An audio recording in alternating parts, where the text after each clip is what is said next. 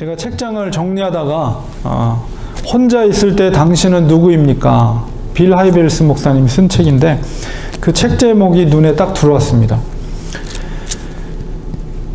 제가 이렇게 설교를 하고 있었지만은 설교하는 저의 모습이 진짜 모습이라기보다는 혼자 있을 때 제 모습이 진짜 모습이다, 이렇게 말할 수가 있습니다. 그 진짜 모습, 혼자 있을 때 과연 나의 모습은 어떠한가? 사람들의 시선이 있는 것이 아니라 바로 아무도 보지 않는 그런 상황 가운데 있을 때 나의 모습이 어떠한가? 이것이 중요합니다. 그 모습이 달라지지 않으면 우리가 온전한 그리스도인이라고 말할 수가 없어요.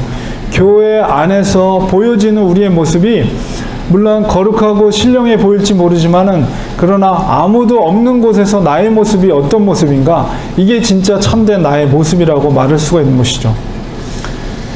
그런데 보통 성도들, 특히나 오랫동안 신앙생활을 한 분들한테 질문을 던지면 예수 믿은 지 얼마나 되셨습니까? 물어보면 저는 모태신앙입니다. 혹은 저는 20년 됐습니다. 아니면 30년 되었습니다. 이렇게 자신있게 자랑하듯이 말씀하시는 분들도 계십니다. 그런데 중요한 것은 과연 혼자 계실 때 여러분의 모습은 20년 동안, 30년 동안 얼마나 변화되었습니까? 이런 질문을 던질 때 그게 바로 진짜 우리의 모습입니다. 오랫동안 아무리 교회를 다녔다 할지라도 그 혼자 있을 때의 모습이 처음과 10년, 20년, 30년이 지난 현재의 모습과 조금 더 변함이 없다면 그것은 심각한 문제입니다. 오히려 처음에 예수님 만났을 때보다도 오히려 더 식어진 신앙의 모습을 보이고 있다면 그건 정말 회개해야 될 문제입니다. 예배 자리에 나올 때 우리가 그런 정말 아무도 없을 때 하나님과 많이 바라보고 있을 그 삶 속에서 우리의 모습이 변화되려면 우리가 예배의 자리에 나올 때 반드시 우리가 준비해야 될 것이 있습니다.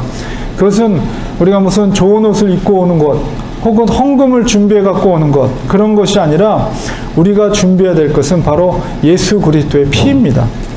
주님께 나올 때 우리 안에 예수의 피가 있어야 된다. 이 말은 무슨 말씀이냐면 바로 우리 심령 안에 예수 그리스도의 십자가가 있어야 한다는 말씀입니다. 우리 신앙생활을 하지만은 가짜 성도가 있어요. 그리고 목회자들도 가짜 목사가 있습니다. 어떤 자가 그런 사람이냐 하면 예배의 자리에 나올 때 바로 그 십자가가 없다면 그것은 전부 다 가짜예요. 우리의 가슴에 예수 그리스도에 대한 간절함이 있어야 됩니다. 이게 진짜 믿음의 사람의 모습이에요. 형식적으로 주일에 나와서 예배 드리고 그냥 가고 그렇게 예배를 드리고 신앙생활을 한다고 하면 10년이 지나고 20년이 지나고 30년이 지나도 절대 바뀌지 않습니다.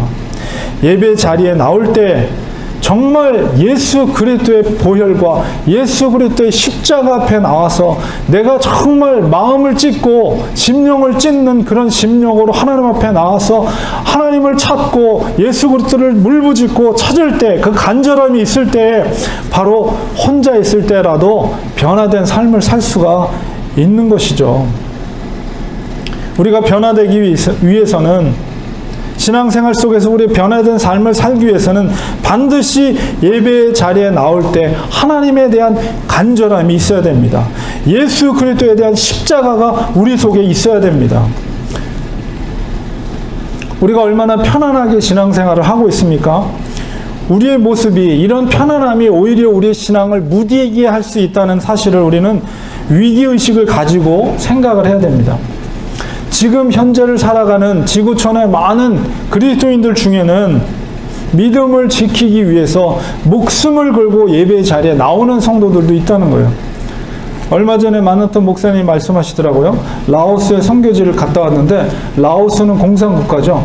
거기에 있는 크리스찬들, 물론 옛날보다는 핍박이 덜하긴 하지만 그래도 여전히 교회를 다니고 예수 그리스도를 믿기 위해서는 거기 있는 성도들은 당연히 자기들이 감옥을 가야 된다는 사실을 인정하고 신앙을 생활을 한대요. 그리고 대부분 물어보면 다 다 한 번씩 이상은 감옥을 다 갔다 온 사람.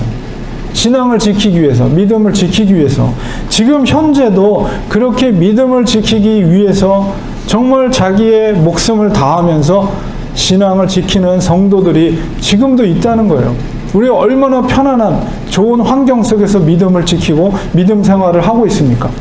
오히려 이것이 우리를 더 무디게 하고 신앙을 무디게 하고 전혀 변화되지 않는 신앙의 모습으로 형식적인 믿음의 생활을 하게 된다는 것을 우리는 생각을 해야 됩니다. 과연 주님 앞에 섰을 때 정말 목숨을 걸고 신앙을 지키고 예배 자리에 나오는 성도들과 우리가 편안하게 형식적으로 나오는 우리의 모습 속에서 주님이 우리에게 과연 뭐라고 하실까라는 것을 생각할 때 심각한 마음으로 우리의 믿음 생활을 해야 된다는 것이죠. 우리의 믿음을 지키는 데 있어서 중요한 질문이 무엇이냐? 우리가 하나님을 누구로 믿는가? 이 질문입니다. 이 질문에 대해서 우리가 잘 알고 깨달을 때 그것이 온전한 믿음으로 고백되어질 수가 있고 또 온전한 삶으로 변화된 삶으로 살 수가 있는데요. 오늘 본문의 말씀은 바로 미가서입니다. 미가 선지자가 등장을 하죠. 미가 선지자의 이름의 원래 의미는 원래 미가야라는 이름의 축약형이 미가입니다. 근데 그 미가야라는 말의 이름의 의미가 무엇이냐면 여호와와 같은 자가 누구입니까? 라는 뜻이에요.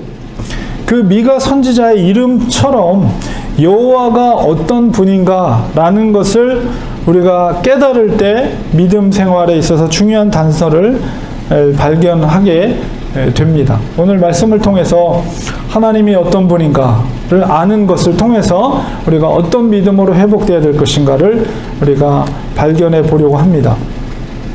미가 선지자가 활동하던 시대는 바로 요담 왕, 아하스 왕, 히스기야 왕이 있었던 그 3대 3명의 왕을 거치면서 이제 예언자로서의 선지자로서의 역할을 했습니다. 정확하게 이사야 선지자와 동일한 시대에 바로 선지자로서의 역할을 감당을 했습니다. 그리고 그 당시에는 이사야, 아모스, 호세아 같은 선지자가 동시대에 바로 활동을 했었고, 특별히 이제 1장 1절에 미가 1장 1절에서 보면 어떤 왕들, 아까 말씀했던 그 요담과 아하스, 히스기야 왕은 다 유다, 남쪽 유다 왕이죠. 남쪽과 북쪽 다 양쪽 왕국을 향해서 예언을 했지만은 1절에 있는 말씀을 통해서 대부분 유다 왕국을 향한 하나님의 예언과 선지자로서의 역할을 감당했던 것을 우리가 보게 됩니다. 한 가지 재미있는 사실은 그를 지칭하는 말이 1장 1절에서 보면 가드 모레셋 사람 미가라고 이렇게 설명을 하고 있습니다. 보통 다른 선지서를 보면 보통 아버지의 이름이 돼서 요나 같은 경우는 아미떼의 아들 요나, 혹은 요엘 같은 경우는 부두엘의 아들 요나, 요엘 이런 식으로 아버지의 이름을 지칭하는데 미가는 아버지 이름이 없어요. 이것을 통해서 우리가 알 수 있는 것, 추측할 수 있는 것은 뭐냐면 그가 비천한 가문의 출신이라는 것입니다. 그러니까 아버지가 존경받을 만한 사람이 아니에요. 어디 출신인지, 아버지가 누구인지 알지 못하는.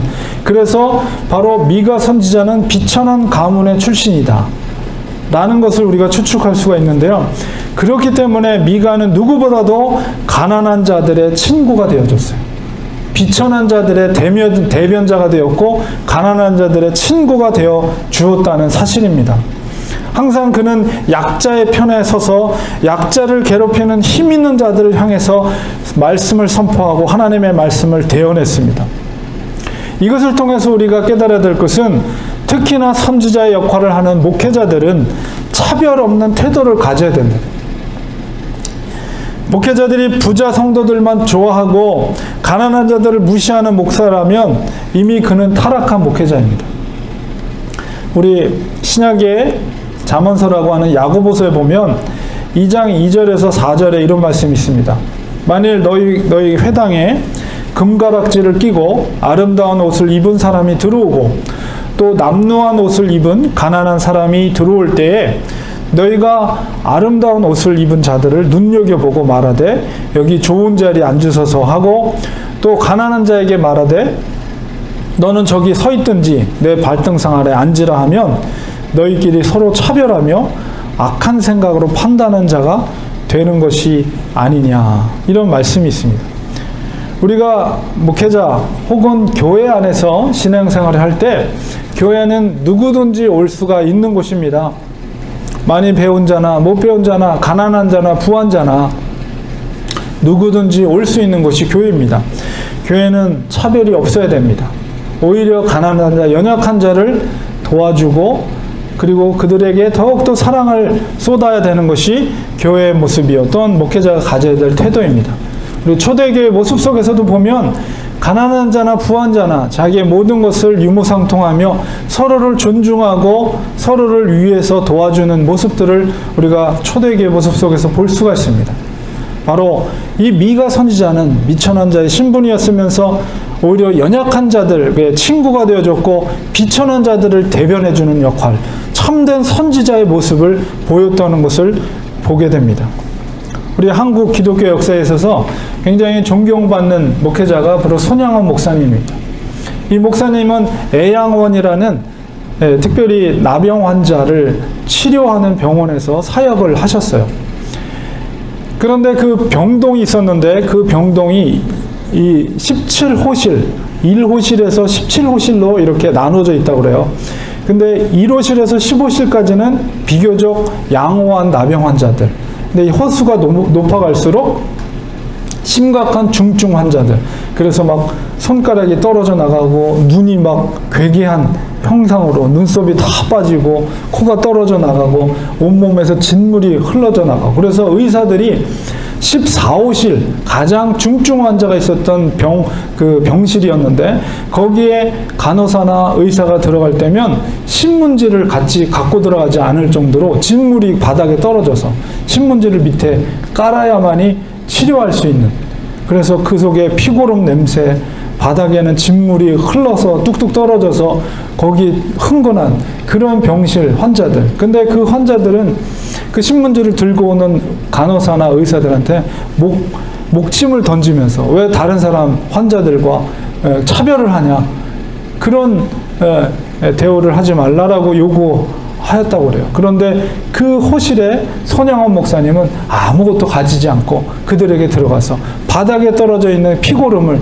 맨손으로 그냥 닦아내고, 그리고 진물로 있는 피부를 얼싸안고 그것을 맨손으로 닦아주고, 그리고 이마를 맞대며 그를 안수하며 기도해주고, 그들과 함께 같이 그 방에서 음식을 나누며 식사를 했다고 그래요. 그래서 그 손양원 목사님은 가식적이지 않고 진심으로 그 병원의 환자들을 사랑으로 돌봤을 때 그 환자들이 감동이 되어서 참된 목사의 모습, 목회자의 모습, 손양원 목사님 정말 존중받는 그런 목회자로서 오늘날 한국교회 정말 존중받는 목회자로서의 이름을, 그래서 사랑의 원자탄, 이런 사랑으로 녹여주는 그런 역할을 하였다는 것이죠. 바로 그런 역할을 또한 미가 선지자가 했다는 것을 우리가 보게 됩니다. 미가서 전체는 우리가 1장에서 7장까지 되어 있는데 두 부분으로 나눠집니다. 1장에서 5장까지, 그리고 오늘 읽었을 때 6장과 7장, 이렇게 두 부분으로 나눠지는데 주로 이제 1장과 5장까지의 말씀 속에서는 유다의 죄악, 이스라엘의 죄악된 모습들과 그들을 향한 심판의 모습, 그리고 오늘 읽었던 말씀은 마치 하늘의 법정에서 하나님께서 이스라엘 백성들에게 법정에서의 어떤 그런 법률적인 법정에서의 그들의 모습 속에서 탄원하는 모습, 그런 모습이 오늘 읽었던 본문의 내용입니다. 그리고 이제 7장으로 가서는 바로 선지자의 탄식과 마지막에서는 예수님의 메시아에 대한 소망의 메시지를 하면서 말씀이 끝나게 되는데, 특별히 1장에서 5장 사이에 있는 특별히 3장에 이스라엘의 죄악상에 대해서 이야기하고 있습니다. 왜 미가 선지자가 연약한 자들, 비천한 자들, 핍박받는 자들을 향해서 그들을 대변하고 말씀을 선포했는가에 대한 것들이 바로 구체적으로 설명이 되어 있는데 2장과 3장에 나와 있습니다. 특별히 권력이 있는 자들이 어떤 죄악을 저질렀는가. 2장 1절 2절에 보면 그들이 침상에서 죄를 꾀하여 악을 꾸미고 날이 밝으면 그 손에 힘이 있으므로 그것을 행하는 자는 화 있을진저 하면서 미가 선지자가 바로 권력이 있는 자들에 대해서 분명하게 하나님의 선포를 그 심판을 선포하고 있습니다. 그리고 3장에 보면 내가 이르노니 야곱의 우두머리들과 이스라엘 족속의 통치자들아 들으라. 정의를 아는 것이 너희의 본분이 아니냐. 너희가 선을 미워하고 악을 기뻐하여 내 백성의 가죽을 벗기고 그 뼈에서 살을 뜯어서 그들의 살을 먹으며 그 가죽을 벗기며 그 뼈를 꺾어 다지기를 냄비와 솥 가운데 담을 고기처럼 하는도다. 그때에 그들이 여호와께 부르짖을지라도 응답하지 아니하시고 그들의 행위가 악했던 만큼 그들 앞에 얼굴을 가리시리라. 분명하게 미가 선지자는 특별히 권력 있는 자들에게 분명하게 그들에게 심판과 하나님의 응답하지 않으실 것을 선포하고 있는 것입니다. 서두에서 말씀드린 것처럼 우리가 교회 바깥에서 혼자 있을 때 우리의 모습이 어떠한가가 중요합니다. 이 악한 권력이 있는 자들이 그들이 침상에서 죄를 꾀했다 이렇게 말하고 있어요. 죄의 문제는 심판과 직결되어 있어요. 반드시 죄가 있을 때 회개해야 됩니다. 열매 있는 회개를 하지 않으면 우리가 구원에 이를 수가 없습니다. 특별히 사람에게는 가진 것이 많을 때 인간은 더 쉽게 죄의 문제에 노출되고 빠질 수밖에 없어요. 권력은 따르는 것이 부와 명예가 따르게 되어 있죠. 그렇기 때문에 그 가진 힘을 오히려 공의롭게 사용해야 됨에도 불구하고 그것을 사사로이 자기의 사익을 위해서 사용하게 되면 반드시 하나님은 그들을 심판하십니다. 오늘날의 교회도 마찬가지예요. 교회를 정치의 도구로 꼭 선거철이 되면 정치인들이 교회를 찾아옵니다. 혹은 그것뿐만 아니라 한인교회도 보면 꼭 교회를 비즈니스의 도구로 사용하는 사람들이 있어요. 그것은 둘 다 정치인이나 혹은 비즈니스로 교회를 도구로 사용하는 사람들 모두가 하나님의 이름을 망령되이 일컫는 자들입니다. 예수님께서 어떠셨습니까? 성전에서 비둘기를 팔고 또 환전하는 그 무리들을 향해서 왜 그래요? 제사를 드리기 위해서 그들의 편의를 제공하기 위해서 거기서 재물을 준비하지 않은 자들에게서 재물을 판매하고 또 돈을 바꿔주는 여러 가지 돈의 화폐가 다르기 때문에 돈을 바꿔주는 환전을 하면서 유익을 취하는 자들을 향해서 그들을 돈을 버는 수단으로 성전을 이용하는 것으로 그들의 상을 뒤집어 버렸죠. 주님께서. 하나님은 반드시 우리의 중심을 보십니다. 우리가 교회에 나오는 목적이 무엇인지 예배 자리에 나오는 사람의 중심에 무엇이 있는지를 하나님은 그 중심을 보시는 거예요. 추워라도 우리가 사익을 가지고 나의 개인적인 유익을 위해서 이 예배 자리에 나온다면 우리는 회개해야 됩니다. 오직 하나님을 향한 순전한 마음을 가지고 주님 앞에 나와야 돼요. 나를 구원하신 예수 그리스도, 나에게 사랑으로 지켜주시고 신령한 믿음의 은혜를 베풀어 주셔서 구원에 이르고 구원의 그 감격 속에 반열 속에 오르게 하신 그 하나님의 놀라우신 사랑 크신 은혜를 우리가 순전하게 높이기 위해서 이 자리에 나올 때 하나님이 기뻐하시는 거예요. 다른 사사로운 마음을 가지고 이 자리에 나온다면 결코 그 예배를 하나님은 받으시지 않을 뿐만 아니라 그런 사람들은 절대로 변하지 않아요. 10년을 다녀도 20년을 다녀도 30년을 다녀도 변하지 않습니다. 중요한 것은 구원에 이르지 못한다는 거예요. 교회에 나오고 복음이 선포되고 진리의 길을 가르치는 그 말을 들음에도 불구하고 궁극적으로 주님의 그 은혜의 자리에 구원의 자리에 서 있지 못한다면 그것만큼 안타까운 사람이 어디 있겠습니까? 미가 선지자는 또한 타락한 선지자들을 신랄하게 비판합니다. 3장 5절에서 8절까지 내 백성을 유혹하는 선지자들은 이에 물 것이 있으면 평강을 외치나. 이에 물 것이 있다는 건 뭐예요? 입속에 먹을 것을 주어지면 평강을 외치지만 입에 무엇을 채워지지 아니하면, 물질을 주지 않고 뭔가 유익이 되는 것을 주지 아니하면 그에겐 전쟁을 준비한다. 악한 것을 선포한다는 거예요. 이런 선지자에 대해서 여호와께서 말씀하시되, 그러므로 너희가 밤을 만나리니 이상을 보지 못할 것이요 어둠을 만나리니 점치지 못하리라 하셨나니, 이 선지자 위에는 해가 져서 낮이 캄캄할 것이라. 선견자가 부끄러워하며 술객이 수치를 당하며 다 입술을 가릴 것은 하나님이 응답하지 아니하심이거니와 오직 나는. 하나님께서 이렇게 자기의 유익과 돈을 위해서, 물질을 위해서 자기의 소임을 다하지 못하는 선지자들을 향해서 그들에게 하나님께서 어둠으로, 그들에게서 하나님의 뜻을, 하나님의 선지자로서의 역할을 감당하지 못하게 될 것이다. 그러나 나는, 미가 나는 여호와의 영으로 말미암아 능력과 정의와 용기로 충만해져서 야곱의 허물과 이스라엘의 죄를 그들에게 보이리라. 이게 참 선지자예요. 물질이 있건 없건 하나님께서 주신 대로, 하나님이 선포하라는 말씀대로 그들에게 강력하게 말씀을 선포하는 거예요.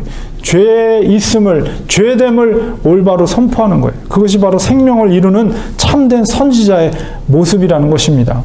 제사장도 역시 마찬가지예요. 제사장의 타락도 3장 11절 12절에 말합니다. 그들의 우두머리들은 뇌물을 위하여 재판한다. 이게 정치인들이죠.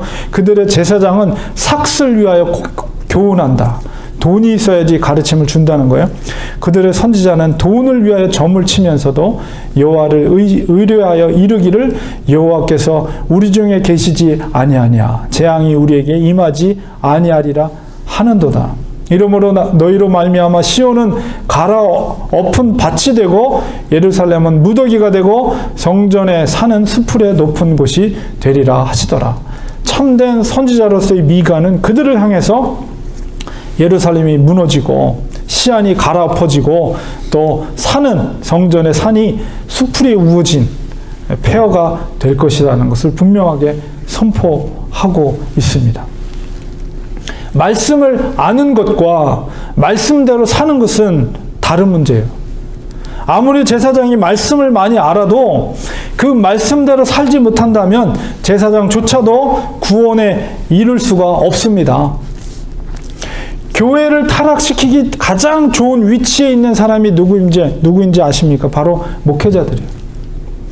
하나님의 말씀을 선포할 때 하나님의 말씀이 아니라 사람들의 비유를 맞추면서 그들의 입맛에 맞는 말만 매주마다 설교를 해보세요. 그 교회는 어떻게 될 것 같습니까? 영적인 불균형 속에서 기형적인 성장을 해야 돼요. 성도들이 기형화가 돼버리는 거예요. 그렇게 되면 결과적으로 어떻게 됩니까? 교회가 교회로서 역할을 감당하지 못해요. 그것은 죽어버리는 교회가 된다는 거예요. 아무리 많은 사람이 그 교회에 나온다 할지라도 그 교회는 교회로서 역할을 감당할 수 없게 돼요. 꽁 잡는 게 매라고 그래서 무조건 교회에 사람들이 많이 오고 헌금을 많이 내면 목회자가 좋아하고 성도들이 좋아하는데, 만약에 하나님의 올바른 말씀이 선포되지 못한다면 아무리 교회가 크고 사람들이 많이 몰려들어도 그 교회는 생명력이 죽어버린 교회가 될 수 있다는 거예요. 하나님의 눈과 우리들의 눈은 달라요. 목회자들, 저를 포함해서 성도들도 교인들이 많이 온 것을 기뻐하지 마세요. 교회는 교회 사람들이 많이 몰려온다고 해서 좋은 게 아니라 정말 생명을 얻어야 될 잃어버린 양이 정말 복음을 통해서 구원을 이루는 사람들이 많아질 때 그 교회가 복된 거예요. 그 교회가 생명력이 있는 거예요. 교회가 작아도 정말 매주마다 한 사람이라도 정말 주께로 인도함을 받아서 복음으로 변화되고 구원받는 백성으로 변화되는 역사들이 일어날 때 그 교회가 참된 교회, 생명력 있는 교회, 하나님이 기뻐하는 교회라는 거예요. 무조건 사람들이 많이 오는 것이 아니라 정말 날마다 잃어버린 그 한 영혼이 주님께로 돌아오는 역사들이 생겨나는 그런 교회가 되어야 된다는 거예요. 우리 교회도 분명한 교회의 존재의 목적, 올바른 존재의 목적, 정말 하나님이 기뻐하시는 교회가 어떤 교회인가, 이것을 우리가 올바로 관점을 가지고 우리는 우리의 시선이 항상 영적으로 죽어가는 영혼에게 고정되어야 된다는 거예요. 그래서 우리 주위에 정말 죽어가는 영혼이 어디 있는가? 내 주위에 교회 안 다니는 사람 없어요. 이렇게 말하는 것이 아니라 정말 하나님 앞에 기도하는 거예요. 하나님, 정말 죽어가는 영혼을 찾기를 원합니다. 죽어가는 영혼을 발견하기를 원합니다. 하나님이 돌아와야 할 그 잃어버린 영혼과 양을 찾기를, 만나기를 원합니다. 하나님 앞에 간절히 기도해야 되죠. 우리가 기도해야 돼요. 만날 수 있도록, 그 영혼을 만날 수 있도록 하나님 간절히 원합니다. 하나님이 기뻐하시는 일이에요. 그것이 가장 기뻐하는 일인데 우리가 하나님 앞에 간절히 그 기도를 드릴 때 왜 하나님이 그 기도를 들어주지 않겠어요? 우리가 기도하지 않고 찾지 않기 때문에, 다 교회 다닌다고 그냥 우리가 아무 생각하지 않고 아무 기도도 하지 않기 때문에 만나지 못하는 것이지, 우리가 하나님 앞에 간절히 하나님, 그 잃어버린 한 마리의 영혼이 어디 있습니까? 찾게 해주세요. 만나게 해주세요. 그에게 복음을 전할 수 있는 길을 열어주세요. 하나님 앞에 간절히 기도하면 하나님이 왜 도와주지 않고 그 기도를 들어주지 않겠어요? 왜냐하면 하나님이 가장 기뻐하는 그 일이기 때문에. 하나님이 기뻐하는 일을 하는 것이 우리의 사명이고 우리 교회의 사명이라는 것입니다. 하나님이 원하시는 것이 뭐냐? 오늘 6장 8절에 말씀하고 있습니다. 사람아, 주께서 선한 것이 무엇임을 내게 보이셨나니 여호와께서 내게 구하시는 것은 오직 정의를 행하며 인자를 사랑하며 겸손하게 내 하나님과 함께 행하는 것이 아니냐. 하나님은 여기 앞에서 6절 7절에 보면 미가 선지자가 이렇게 반문을 하면서 묻습니다. 우리가 하나님께 무엇을 가지고 하나님께 나아갈까? 어떤 번제물로, 1년 된 송아지로, 천천의 순양으로, 만만의 기름을 가지고 나갈까? 하나님이 기뻐하시는 그런 형식적인 제사의 모습이 아니라는 거예요. 하나님이 기뻐하시는 건 그 중심 속에 정의를 행하는 거예요. 인자를 사랑하는 것. 인자라는 건 그 히브리어로 헤세드라고 그래요.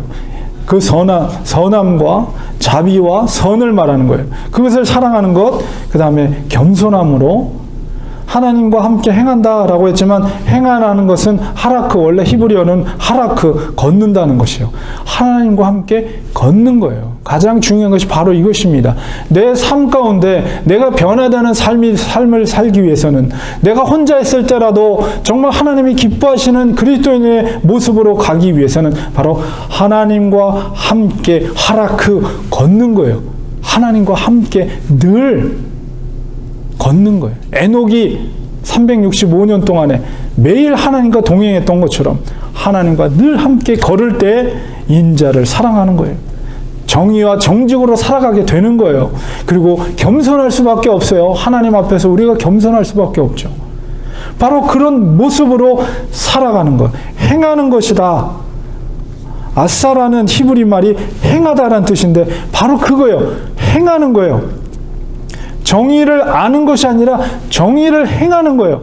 하나님은 행하는 것을 우리에게 원하시는 거예요. 주님과 늘 함께 걸으면서 주님 앞에 행함의 모습을 나타내는 것이 바로 그것이 하나님이 우리에게 원하는 것이요 기뻐하는 것이라는 것입니다. 결론을 맺겠습니다. 하나님께서 원하시는 것을 해드린 것이 성도의 마땅한 태도입니다. 온 교회 우리 성도들이 한 마음으로 여호와를 존중하고 여호와의 가르침과 법도를 존중할 때 하나님께 기뻐하십니다. 여호와를 경외함이 우리에게 복입니다. 여호와를 경외함이 능력입니다. 여호와를 경외함으로 우리가 삶 속에서 우리 기적을 볼 수가 있습니다. 오늘날 우리 불신자들이 전도되지 않는 가장 큰 이유가 무엇입니까? 그것은 그리스도인, 소위 교회 다니는 사람들이 하나님의 뜻에 순종하지 않기 때문에 그래요. 교회에서는 경건한 그리스도인으로 보이지만 실상 혼자 있을 때, 세상에서 살아갔을 때는 다른 삶을 사는 거예요. 이중적인 삶의 태도를 가지고 있는 것입니다. 세상 사람들과 전혀 구별되지 않는 삶을 살기 때문에 그 사람들이, 오히려 믿는 자들이 더 삶의 질이 나쁘다고 사람들이 평가를 해요. 교회 다니지 않는 불신자들이 보기에. 전혀 매력적이지 않는 그리스도인들의 모습 속에서 전도가 되지 않는 거예요. 반면에 우리 초대교회 성도들의 모습은 어땠습니까? 얼마나 그들의 삶이 불신자들에게 매력적이었는지 날마다 그들의 삶을 볼 때 칭송이 끊이지 않았더라. 그리고 날마다 그 성도의 수가 늘어났다. 왜냐하면 그리스도인들의 삶의 모습이 너무나도 매력적인 거예요. 나도 저렇게 살고 싶다. 그런 매력이 있었던 거예요. 오늘날 불신자들에게 정말 그들이 전도되는 삶을 살기 위해서는 마땅히 우리가 삶 속에서 우리가 손해보고 죽어지고 겸손의 모습을 살아야 됩니다. 왜 그렇습니까? 하나님께서 그것을 기뻐하시기 때문에, 그것을 통해서, 그런 변화된 삶을 통해서 불신자들이 그리스도인들에 대해서 매력을 느끼게 되는 거예요. 그렇게 되지 않으면 절대 불신자들이 교회에 나올 일은 절대 없습니다. 우리의 삶이 변화돼야 됩니다. 우리의 삶이 정말 그들에게 매력적인 삶이 되어야 돼요. 단순하게 우리가 세상 사람들과 다른 삶을 산다는 것은 그냥 밥 먹기 전에 기도하는 것, 혹은 술자리에서 술 받지 않고 자동차 뒤에 물고기 스티커 붙이는 것으로 끝나는 것이 아니에요. 그게 바뀐다는 것이 아니라 근본적으로 우리가 변화된 삶을 산다는 것은 그들 앞에서 정말 그리스도인들은 다르다, 그리스도인들처럼 되고 싶다라는 삶의 모습을 우리가 나타내야 된다는, 그것은 우리의 삶의 태도가 희생과 손해가 반드시 있어야 돼요. 그들 앞에서 우리가 희생이 되고 그들 앞에서 우리가 손해되는 삶을 살 때 그들이 우리를 통해서 매력을 느끼게 되는 거예요. 아, 그리스도인들은 다르구나. 그럴 때 교회에 나오고 싶은 마음이 생기는 거예요. 정말 하나님을 우리의 주로, 하나님이 기뻐하시는 성도의 삶을 살기 원한다면 우리가 진정 불신자들에게 희생과 손해의 삶을 살아야만이 우리가 하나님을 사랑하는 모습입니다. 교회에서의 모습과 세상과의 삶의 모습은 달라서는 안 돼요. 정말 그들에게, 불신자들에게 그리스도인들은 다르다는 것을 나타내야 돼요. 다른 삶의 모습을 나타내야 돼요. 그것이 바로 궁극적으로 그들에게 복음을 전할 수 있는 능력된 삶이라는 것입니다. 혼자 있을 때 여러분은 누구입니까? 어떤 상황과 처지에서도 우리는 하나님을 존중하고 하나님을 사랑하고 하나님의 법도를 기쁨으로 지켜나가는 것이 바로 주의 자녀의 모습이에요.